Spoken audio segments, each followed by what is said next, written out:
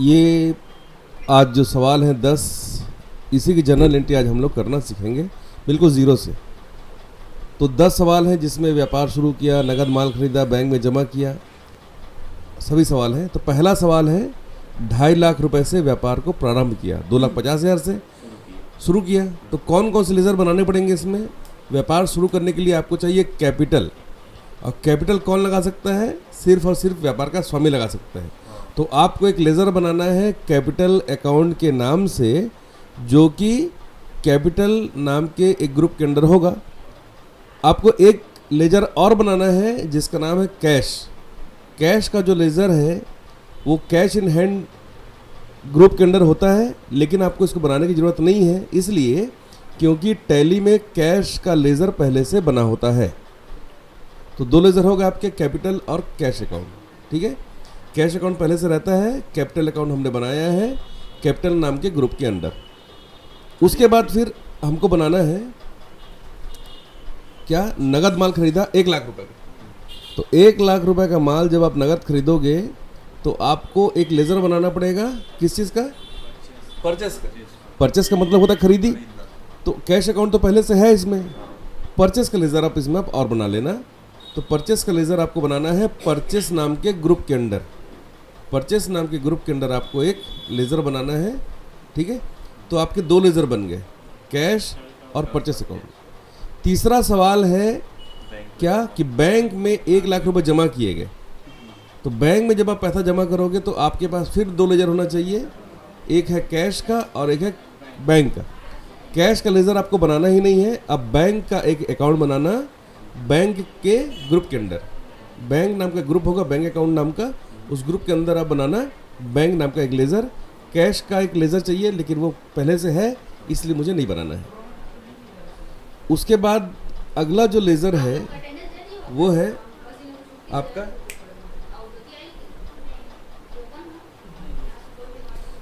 1 लाख रुपए का माल अनिमेश ट्रेडर से उधार खरीदा। ठीक है ना, तो अनिमेश नाम का एक लेज़र बनाइए आप सन्ड्री क्रेडिटर के अंदर। ठीक है, सन्ड्री क्रेडिटर नाम का एक ग्रुप आपको ढूंढना है, उसके अंदर बनाना है अनिमेश ट्रेडर्स नाम का एक अकाउंट। और परचेस का अकाउंट आपने पहले से बना लिया है तो वो बनाने की ज़रूरत नहीं है। अगला है विनय को उधार बेचा। उधार जब भी बेचोगे तो आपको नाम का एक लेज़र बनाना है। तो हम विनय का एक लेज़र बनाएंगे सन्ड्री डेटर्स के अंदर। जो उधार खरीदते हैं उनको हम बोलते हैं डेटर्स, और जो उधार बेचते हैं उनको हम बोलते हैं क्रेडिटर्स। ठीक है, तो विनय को बनाएंगे हम सन्ड्री डेटर्स के अंदर एक लेज़र, और बेचने के लिए सेल्स का एक लेज़र हमको बनाना पड़ेगा। अगला जो सवाल है, अनिमेश को जमा किए 50,000 रुपये। तो अनिमेश का लेज़र मैं पहले बना चुका हूँ, और कैश जमा कर रहा हूँ तो कैश का भी लेज़र मुझे चाहिए, लेकिन मैं पहले बना चुका हूँ ये भी लेज़र।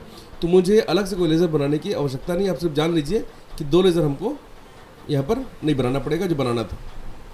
ऐसे ही बैंक से हमने 20,000 रुपये निकाला है 7वें सवाल में। अब बैंक का लेज़र मैं पहले बना चुका हूँ तो दोबारा बैंक का लेज़र बनाने की आवश्यकता नहीं है। 8वें सवाल में भी 50,000 रुपये का चेक आपने अनिमेश को दिया है, लेकिन बैंक अकाउंट में पहले बना चुका हूँ, इसलिए मैं उसे नहीं बना रहा हूँ। अनिमेश का भी पहले से बना चुका हूँ। 9वें सवाल में 5,000 रुपये दुकान का किराया दिया है। तो दुकान का किराया के लिए मुझे यहाँ पर शॉप रेंट नाम का एक लेज़र बनाना है। क्योंकि ये खर्च है इसलिए इसे हम इनडायरेक्ट एक्सपेंसेस में बनाएंगे, क्योंकि ये ऑफिस का खर्च है इसलिए। ठीक है, अगर ये फैक्ट्री का खर्च होता तो मैं डायरेक्ट एक्सपेंस में डालता है इसको, पर शॉप रेंट को हमको बनाना है इनडायरेक्ट एक्सपेंसेस में, क्योंकि ये ऑफिस का खर्च है। ठीक है, दुकान का है। नेक्स्ट है बिजली का बिल दिया, ये भी खर्च है हमारे लिए, और इसको भी हम बनाएंगे इलेक्ट्रिसिटी बिल एक्सपेंसेस के नाम का एक लेज़र, और वो लेज़र भी हम बनाएंगे किसमें? इनडायरेक्ट एक्सपेंसेस के अंडर। ठीक है, इनडायरेक्ट एक्सपेंसेस के अंदर बनाना है। अब ये सारे लेज़र आपको यहाँ पर बना के कंप्लीट कर लेना है। उसके बाद फिर मैं बताऊँगा कि एंट्री को कैसे करना है। तो चलिए धीरे धीरे करके हम सारे लेज़र बनाना शुरू करते हैं। ध्यान से समझिएगा और इसको एक बार में कंप्लीट मत करना। अगर आपसे नहीं बनता तो अब 2 बार 3 बार बना के देखिए, कोई दिक्कत नहीं। ठीक है, ऐसे बहुत सारे लेज़र हमारे पास हैं जो हम लोग बना के देख सकते हैं। ठीक है, कई लोग पूछते हैं कि इसमें हमको आप जीएसटी वाला, हाँ जीएसटी वाला बिल नहीं बताए, तो वो भी हम बताएंगे। तो ये जो मैं बता रहा हूँ अभी, इसके लिए मैंने गणपति ट्रेडर्स नाम का एक मैंने कंपनी बनाया है टेली प्राइम में, आप टेली 9 में भी बना सकते हो। और अब यहाँ पर क्रिएट में लेज़र वाले सेक्शन में जाकर मैं कैपिटल अकाउंट बनाने वाला हूँ। तो यहाँ आपको लिखना है कैपिटल अकाउंट इस तरीके से, और नीचे में आपको अंडर में लेना है कैपिटल अकाउंट। इसको आप एंटर करते जाएंगे या कंट्रोल F बनाएंगे करेंगे तो ये हो जाएगा। कैश का लेज़र पहले से है इसलिए मैं कैश का लेज़र नहीं बना रहा हूँ। कैश का लेज़र पहले से रहता है, ऑटोमेटिक रहता है उसमें। अगला है माल खरीदा तो परचेस का लेज़र बनाना है। तो यहाँ पर परचेस का लेज़र बनाने के लिए क्या करना पड़ेगा, मुझे परचेस का एक लेज़र वहाँ पर बनाना पड़ेगा। कैपिटल का लेज़र मैं अभी आपके सामने बना के दिखा दिया हूँ। तो यहाँ पर आप लिखेंगे purchase account name of laser में, और उसके बाद अंडर होगा ये परचेस अकाउंट। तो जैसे ही एंटर करोगे आप यहाँ जाओगे, एंटर करते ही परचेस अकाउंट सेलेक्ट कर लेना और कंट्रोल ले करोगे तो ये सेव हो जाएगा। ठीक है, नेक्स्ट है बैंक अकाउंट बनाना है एक लेज़र, और कैश का लेज़र तो पहले से है ही है।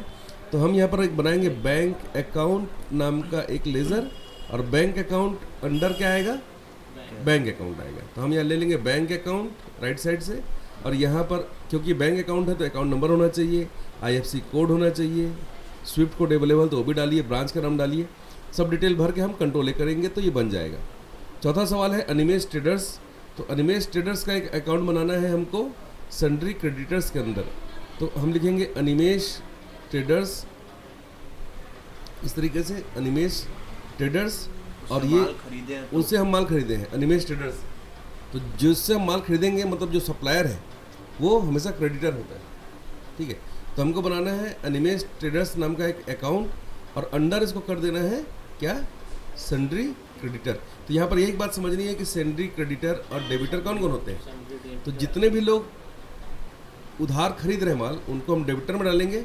अब क्योंकि अनिमेश ट्रेडर से हम माल खरीद रहे हैं तो इसे हम सन्ड्री क्रेडिटर्स के अंदर डालेंगे। साथ में पूरा एड्रेस वगैरह भी इसमें ज़रूर लिखना चाहिए हमको। उसमें कुछ नहीं करना है आपको, जो बाय डिफ़ॉल्ट आप उसको फिलहाल वही रहने दीजिए। जैसे जैसे हम आगे बढ़ेंगे तो सारे हम ऑप्शंस को धीरे धीरे करके बताएंगे और क्या क्या ऑप्शन इसमें होना चाहिए। तो यहाँ पर हम तो बना चुके सन्ड्री क्रेडिटर नाम का एक लेज़र। अगला है विनय को माल उधार बेचा है। तो विनय का एक लेज़र बनाना है हमको सन्ड्री डेटर्स के अंदर। तो हम यहाँ बनाएंगे विनय का एक लेज़र, और ये जो है ये सन्ड्री डेटर्स के अंदर होगा। तो डेटर्स को कई लोग डेबिटर भी बोल देते हैं, डेप्टर भी बोल देते हैं, और डेटर्स भी बोलते हैं, सब सही है। तो यहाँ हमने लिख दिया सन्ड्री डेटर्स और यहाँ पर इसको एक्सेप्ट कर लिया। ठीक है, अगला अनिमेश को जमा किए, यहाँ कोई लेज़र नहीं बनाना है, पहले से बना चुका हूँ मैं। अगला है बैंक से पैसे निकाले, बैंक का लेज़र मैंने बना लिया है। कैश का लेज़र पहले से रहता है इसलिए यहाँ पर कुछ बनाने की आवश्यकता नहीं है। तो यहाँ पर अनिमेश का मैं बना चुका हूँ, और यहाँ से कैश पहले से है, बैंक का लेज़र पहले मैं यहाँ पर बना ही चुका हूँ। तो ये सारे लेज़र बन चुके हैं तो दोबारा बनाने की ज़रूरत हमको नहीं पड़ेगी। अब बनाना चाहेंगे भी तो भी नहीं बनेगा। ठीक है, तो सारे लेज़र हमने यहाँ पर बना लिए हैं। अब जो बचे हैं लेज़र 2 हम वो भी बना लेते हैं। तो नेक्स्ट जो लेज़र है हमारा दुकान का किराया दिया, तो शॉप रेंट नाम का मुझे एक लेज़र बनाना होगा। किसके अंदर होगा ये, इनडायरेक्ट एक्सपेंसेस। तो शॉप रेंट नाम का एक लेज़र और बनाइए, और इसको बनाना है इनडायरेक्ट एक्सपेंसेस के अंदर। ठीक है, इनडायरेक्ट एक्सपेंसेस के अंदर हमने इसको बना लिया है, ये भी कंप्लीट हो गया है। कंट्रोल ए करेंगे तो ये सेव हो जाएगा। ठीक है, इनडायरेक्ट एक्सपेंसेस हमने लिया है। नेक्स्ट है इलेक्ट्रिसिटी बिल एक्सपेंसेस, 800 रुपये बिजली का बिल हमने पटाया है, दिया है। तो यहाँ पर हमने लिखना है इलेक्ट्रिसिटी बिल एक्सपेंसेस, और ये भी इनडायरेक्ट एक्सपेंसेस के अंडर होगा। ठीक है, आपका जो दुकान या ऑफिस है वहाँ के जितने भी एक्सपेंसेस होते हैं वो नॉर्मली बेसिकली वो इनडायरेक्ट एक्सपेंसेस ही होते हैं, और जो फैक्ट्री के जो खर्चे होते हैं उसको हम लोग डायरेक्ट एक्सपेंसेस में डालते हैं। मतलब वो सारे खर्चे जिसका संबंध गुड्स से है वो डायरेक्ट एक्सपेंसेस होता है, और बाकी जितने एक्सपेंसेस होते हैं उसको हम इनडायरेक्ट एक्सपेंसेस में डालते हैं। ऐसा समझना आसान होगा। हमने सारे लेज़र बना लिए हैं, चलिए देखते हैं इसको। चार्ट ऑफ अकाउंट में जाने के बाद में गेटवे ऑफ टैली में आया हमने, और गेटवे ऑफ टैली में आने के बाद फिर हम यहाँ पर से जा रहे हैं चार्ट ऑफ अकाउंट में, और कीबोर्ड से F5 को प्रेस करना मत भूलना आप, या राइट साइड में लेज़र भी लिखा हुआ है इसको भी क्लिक कर सकते हैं। तो कौन कौन से लेज़र हमने बनाया है यहाँ पर आप देख सकते हैं। यहाँ पर हमने सारे लेज़र बनाए हैं, एक लेज़र हमने यहाँ पर छोड़ दिया गलती से, वो है सेल्स का लेज़र। तो कोई दिक्कत नहीं है, अगर आप कोई लेज़र बनाना भूल भी गए हैं तो हम उसको Alt+C करके एंट्री करते समय Alt+C का प्रयोग करके हम कोई भी नया लेज़र, नया ग्रुप, नया यूनिट, नया आइटम ग्रुप नया स्टॉक ग्रुप, है ना, कुछ भी नया हमको बनाना चाहते हैं तुरंत, तो सेकेंडरी एक ऑप्शन है एलटीसी का, वहाँ से हम बना सकते हैं। अब ये सारे लेज़र हमने बना लिए हैं, चलिए अब एंट्री को शुरू करते हैं। तो सारे एंट्री को करने के लिए हम वाउचर वाले सेक्शन में जाएंगे और यहाँ पर देखिए ये सारे जो लेज़र्स हैं ऑटोमेटिक दिखाई दे रहे हैं और अभी ये रिसिप्ट का वाउचर खुला हुआ है। बार बार आपको कीबोर्ड से F2 दबाकर डेट को चेंज करना है। जो सीरियल नंबर है फिलहाल उसको आप डेट समझिए। अब यहाँ पर जो हमारे पास अवेलेबल है टैली प्राइम का ये वर्जन एजुकेशनल वर्जन है, तो यहाँ पर ये सारे लेज़र अगर मैं सारे डेट अगर चेंज ना भी कर पाऊँ, अगर सारे डेट, तो अगर आपके पास फुल वर्जन है तो आप F2 दबाकर डेट को चेंज करना मत भूलना, ठीक है। ऐसा नहीं कि मैंने सबको एक में डाला तो आपने भी डाल दिया, ऐसा नहीं करना। अब पहला जो है व्यापार शुरू किया 2,50,000 से, तो यहाँ पर व्यापार शुरू करने के लिए हमको क्या करना है, हमारे व्यापार में पैसा आ रहा है तो आपको रिसीव करना चाहिए। तो यहाँ पर हम जो लेज़र यूज़ करने वाले, हम जो वाउचर यूज़ करने वाले हैं वो है F6 शॉर्टकट उसका, और उस वाउचर का नाम है रिसिप्ट वाउचर। क्या नाम है? रिसिप्ट वाउचर, क्योंकि हम पैसा रिसीव कर रहे हैं। हमको व्यापार के स्वामी ने, मतलब उसके प्रोपराइटर ने, व्यापार के प्रोपराइटर ने, व्यापार के मालिक ने हमको कितना दिया है, 2.5 लाख रुपए दिया है व्यापार करने के लिए, तो हम उसको रिसीव कर रहे हैं रिसिप्ट वाउचर के थ्रू। तो यहाँ पर हम लिखेंगे F6, कीबोर्ड दबाएंगे, F6 का वाउचर आ जाएगा। मैंने F6 दबा दिया है। आप लेफ्ट साइड में देख सकते हैं कि रिसिप्ट यहाँ पर लिखा हुआ है ना, वाउचर नंबर 3 दिखाई दे रहा है।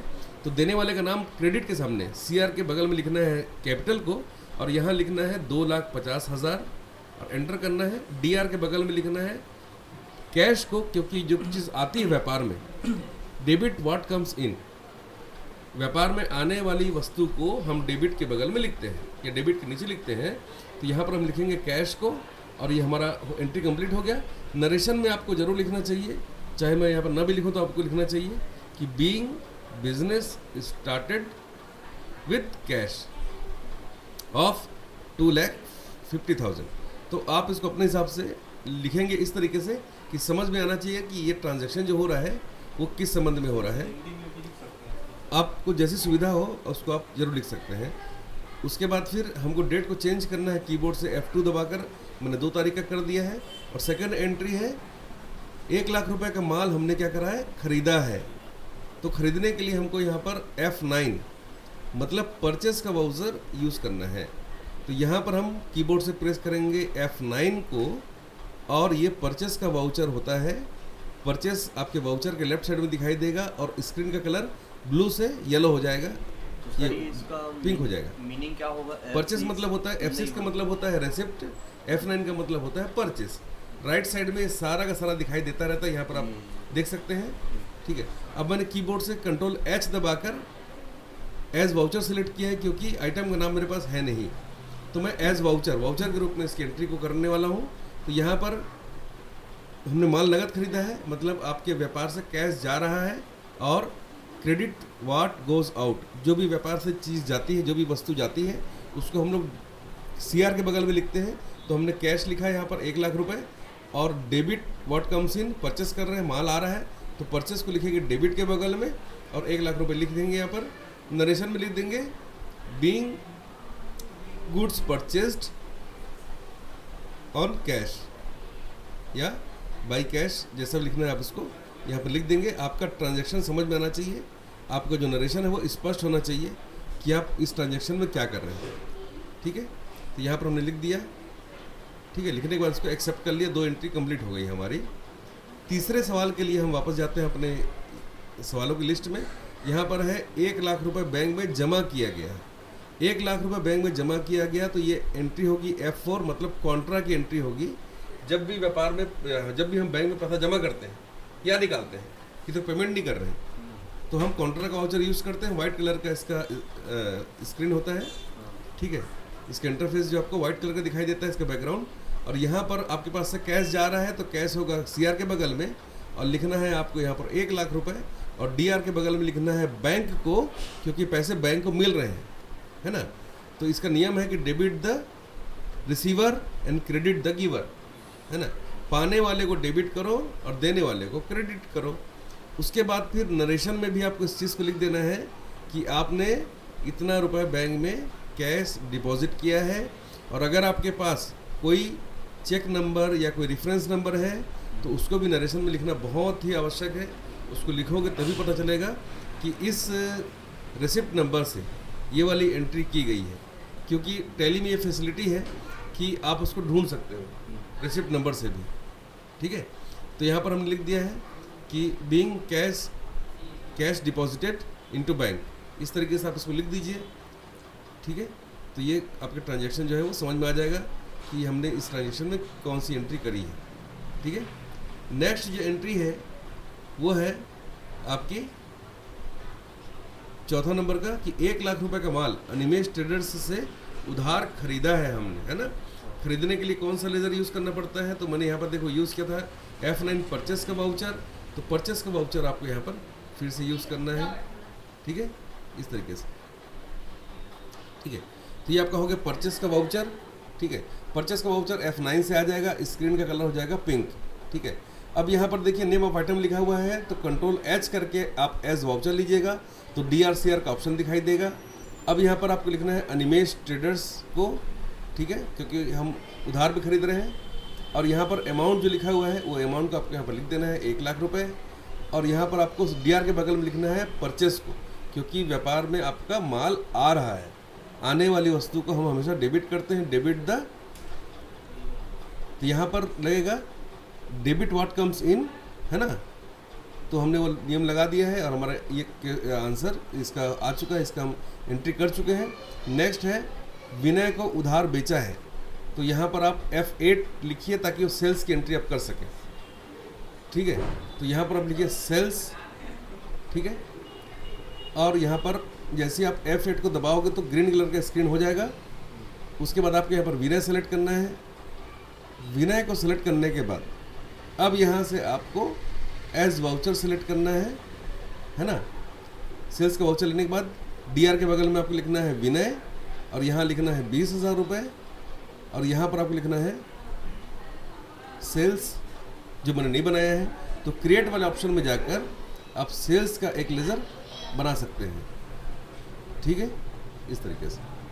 तो यहाँ पर हमने सेल्स का लेजर बनाया है और इसको सेल्स के अंडर बनाना है। ठीक है, कंट्रोल ए करेंगे तो ये आ जाएगा, ये आ गया। इसकी एंट्री कंप्लीट कर दिया हम लोगों ने। अब यहाँ पर भी आपको नरेशन को ज़रूर से लिख देना है। उसके बाद फिर नेक्स्ट जो एंट्री है, अनिमेष को हमने 50,000 रुपये दे दिए हैं। ठीक है, तो ये पेमेंट का वाउचर होता है F5, उसके माध्यम से हम इसकी एंट्री को कर पाएंगे। तो यहाँ पर आपको लिखना है F5, प्रेस करना है कीबोर्ड से, पेमेंट का वाउचर आपके सामने आ जाएगा। ठीक है, तो पेमेंट के वाउचर के लिए आपने कीबोर्ड से F5 को प्रेस करा है। जैसे ही आप F5 को प्रेस करोगे तो आपको यहाँ पर वो दिखाई देगा। अनिमेष से हमने 1 लाख की उधारी ली थी। जैसे ही आप F5 लिखोगे तो 1 लाख रुपए उधारी यहाँ दिखाई देगा आपको, CR 1 लाख। जैसे आप 50,000 लिखकर एंटर करोगे तो 50,000 इसमें से माइनस हो जाएगा, और अब जो बचेगा वहाँ पर 50,000 रुपये यहाँ पर दिखाई दे रहे हैं। और ये हमने दिया है कैश में, तो कैश को लिख दीजिए यहाँ पर, और ये 50,000 रुपये हमने उसको दिखा दिया है एंट्री करके। 50,000 रुपये पेमेंट हो गया है। ठीक है, नेक्स्ट है कि बैंक से निकाले गए 20,000 रुपये, तो फिर से काउंटर एंट्री करनी पड़ेगी हमको, जो कि F4 से होगा। तो हम ये लिखेंगे F4 और कॉन्ट्रा की एंट्री लेंगे यहाँ पर। कॉन्ट्रा का स्क्रीन जो है वाइट कलर का होता है, आप देख लेना। ठीक है, बैंक से पैसा निकाले गए हैं, मतलब कैश जो है वो डेबिट होगा, क्योंकि व्यापार में कैश आ रहा है। और दे कौन रहा है? बैंक। तो होता है इसका नियम ये, debit the receiver credit the giver. तो यहाँ पर कैश जो कि रियल अकाउंट होता है ना, तो वो आ रहा है व्यापार में, तो वहाँ पर लगेगा debit what comes in credit what goes out. तो यहाँ पर हो जाएगा कैश अकाउंट डेबिट और देने वाला बैंक क्रेडिट। ठीक है, अमाउंट को आपको सही सही लिखना है, तो ये एंट्री आपकी कंप्लीट हो जाएगी। तो यहाँ पर CR के बगल हमने लिखा है बैंक को, क्योंकि बैंक से पैसे आ रहे हैं 20,000 रुपये, और DR में हमने लिखा है कैश को, क्योंकि कैश आ रहा है हमारे व्यापार में। इस तरीके से हमने इसमें लिख दिया कि हमने इतना रुपए का बैंक से क्या किया है, विड्रॉल किया है। ठीक है, नेक्स्ट एंट्री के लिए फिर से कीबोर्ड से F2 को प्रेस करिए, और उसके बाद उसकी एंट्री को हम कर पाएंगे। तो अगला सवाल देखते हैं क्या है। तो नेक्स्ट सवाल को जाने से पहले मैं बोलना चाहूँगा कि आप लोग इसके नियम जो रहते हैं उसको पहले आप अच्छे से याद कर लें, जो गोल्डन रूल है अकाउंट्स का। ठीक है, तो पर्सनल अकाउंट का एक नियम है, रियल अकाउंट का एक नियम है, और नॉमिनल अकाउंट का एक नियम है। तीनों का नियम आपको याद होना चाहिए, है ना, कि व्यापार में पाने वाले को डेबिट और देने वाले को क्रेडिट किया जाता है। व्यापार में आने वाली वस्तु को डेबिट और व्यापार से जाने वाली वस्तु को क्रेडिट किया जाता है। खर्चा, हानि, नुकसान को हम डेबिट करते हैं और लाभ और आय को क्या करते हैं, क्रेडिट करते हैं। ये 3 नियम अगर आपको याद होंगे तो कोई भी सवाल बनाने में आपको दिक्कत नहीं आएगी। बाकी टैली को यूज़ करना बहुत ही आसान है अगर उसका नियम आपको पता है। हर बार आपको एक नई कंपनी बनानी है, उसके बाद फिर आपको लेज़र बनाना है, फिर उसकी एंट्री को करने से पहले आपको वाउचर चेक करना है कि आप सही वाउचर चेक कर रहे हैं कि नहीं कर रहे हैं। उसके बाद फिर सवाल को आप बना सकते हैं बहुत सी आसानी से। ठीक है, तो टैली में काम करना बहुत आसान है, लेकिन उसके जो स्टेप्स हैं वो आपको याद होने चाहिए। हाँ, जब रियल इसमें जब काम करेंगे आप, तो आपको एक ही कंपनी में सारा काम करना रहेगा। ठीक है, तो आपको रोज़ नया कंपनी नहीं बनाना है, रोज़ नया लेज़र नहीं बनाना है। पहले से लेज़र बने होंगे और उन्हीं लेज़र्स में आपके सारे काम को कर देना है। ठीक है, तो शुरू में थोड़ा सा आपको दिक्कत हो सकता है, लगे कि हमको बार बार इसमें एंट्री करना पड़ता है, पर एक बार जब इसमें आप इसमें यूज टू हो जाएंगे, काम करना सीख जाएंगे, तो फिर आपको दिक्कत नहीं आएगी।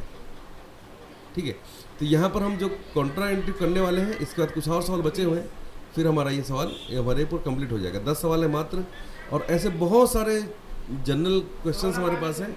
एक एक करके हम सारे क्वेश्चंस को इसमें हल कराते जाएंगे। तो यहाँ पर क्या करना है अपन को, 20,000 रुपये बैंक से निकाले गए, ये हो गई एंट्री। अब 50,000 रुपये का हमको क्या करना है, उसको चेक देना है। ठीक है, तो चेक को देने के लिए हमको क्या करना पड़ेगा, चेक को देने के लिए हमको यहाँ पर पेमेंट वाली एंट्री को करना पड़ेगा।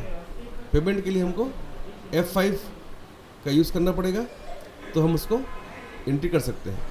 ये कॉन्ट्रा एंट्री नहीं हो सकती, क्योंकि बैंक में पैसा जमा नहीं किए जा रहे हैं, हमको पैसा अनिमेश को देना है, इसलिए पेमेंट है ये। तो पेमेंट के लिए हम क्या करेंगे, कीबोर्ड से F5 को प्रेस करेंगे। जैसे ही आप F5 को प्रेस करोगे तो यहाँ पर पेमेंट का वाउचर दिखेगा, और यहाँ पर हम अनिमेश को दिखाएंगे डेबिट में, और यहाँ पर अनिमेश को 50,000 रुपये देना है, 50,000 लिख दिए। अनिमेश को 50,000 लिखने के बाद जैसे आप एंटर करोगे तो 50,000 जो उसको उधारी करंट बैलेंस दिखाई दे रहा है वो अपने से ही माइनस हो जाएगा और वहाँ पर 0 आ जाएगा। अब यहाँ पर आपको लिखना है कैश तो कैश, और बैंक से पेमेंट कर रहे हैं तो बैंक। यहाँ पर आपको बैंक का जो चेक नंबर है 321545, इसको भी चेक नंबर को चेक नंबर वाले जगह पे ज़रूर से लिख देना है हमको। ठीक है, तो आप एक बार देख लीजिए, 321545 हमने यहाँ लिख दिया है, और चेक में जो डेट लिखा हुआ है डेट भी लिख दिए हैं। और सुविधा के लिए हम यहाँ पर चेक नंबर को नरेशन में भी लिख देते हैं, ताकि हमको याद रहे कि हमने इस चेक नंबर से अनिमेश ट्रेडर्स को पेमेंट किया था। अब ये एंट्री करने के बाद इसको आप एक्सेप्ट कर दीजिए। लास्ट के 2 सवाल और बचे हैं, ये भी पेमेंट में ही एंट्री होंगे। दुकान का किराया दिया है 5,000 रुपये और 800 रुपये बिजली बिल का भुगतान किया है, तो ये भी पेमेंट से ही बनेंगे। तो इन दोनों सवाल को बनाने के लिए हमको F5 को प्रेस करना है और इसकी एंट्री को करना है। शॉप रेंट और इलेक्ट्रिसिटी बिल दोनों ही खर्च हैं, और मैंने अभी आपको बताया था कि दोनों नॉमिनल अकाउंट हैं, और खर्च, हानि, नुकसान सभी को हम क्या करते हैं, डेबिट के बगल में लिखते हैं, DR के बगल में लिखते हैं, और जो लाभ और आय होते हैं उनको हम CR के बगल में लिखते हैं, मतलब क्रेडिट के बगल में, क्रेडिट नीचे लिखते हैं। तो ये सारे जो सवाल हैं ये कहे के हैं, पेमेंट वाले सवाल हैं।